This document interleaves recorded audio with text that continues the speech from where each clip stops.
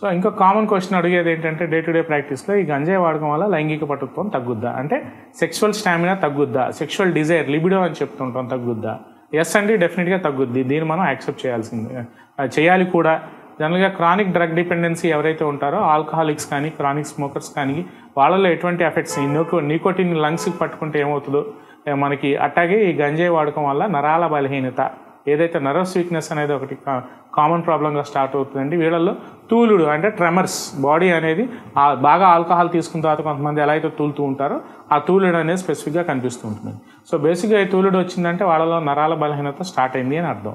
So ఒక్కసారి నరాల బలహీనత స్టార్ట్ అయితే గ్రాడ్యువల్గా లైంగిక పటుత్వం తగ్గుద్ది అని అర్థం. సో లైంగిక పటుత్వం తగ్గటం అంటే ఏంటి? బేసిక్గా ఏదైతే మనకి మేల్ ఆండ్రోజన్ సెక్షువల్ హార్మోన్ ఉంటుందో టెస్టోస్టిరాన్, ఈ టెస్టోస్టిరాన్ ఉత్పత్తులు ఏవైతే ఉన్నాయో ఆ టెస్టోస్టిరాన్ హార్మోన్ అనేది తగ్గిపోవటం, అక్కడ నుంచి నరాల బలహీనత రావటం, నరాల బలహీనత నుంచి లైంగిక సామర్థ్యం తగ్గటం, లైంగిక సామర్థ్యం నుంచి ఈ ఇరెక్షన్ ప్రాబ్లమ్స్ అంటే అంగస్తంభన సమస్యలు రావటం, అంగస్తంభన సమస్యల కాడి నుంచి శీఘ్రస్ఖలన సమస్యలు రావటం.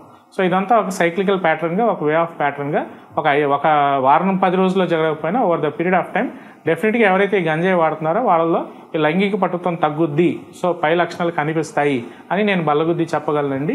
సో ఎవరైతే డ్రగ్ డిపెండెన్సీ వాళ్ళు ఉన్నారో వాళ్ళ సెక్షువల్ పవర్స్ కూడా తగ్గించుకోవాలి అనుకుంటే మాత్రం వాళ్ళు ఫర్దర్గా ఆ నిర్ణయం అనేది వాళ్ళ మీద ఉంటుంది.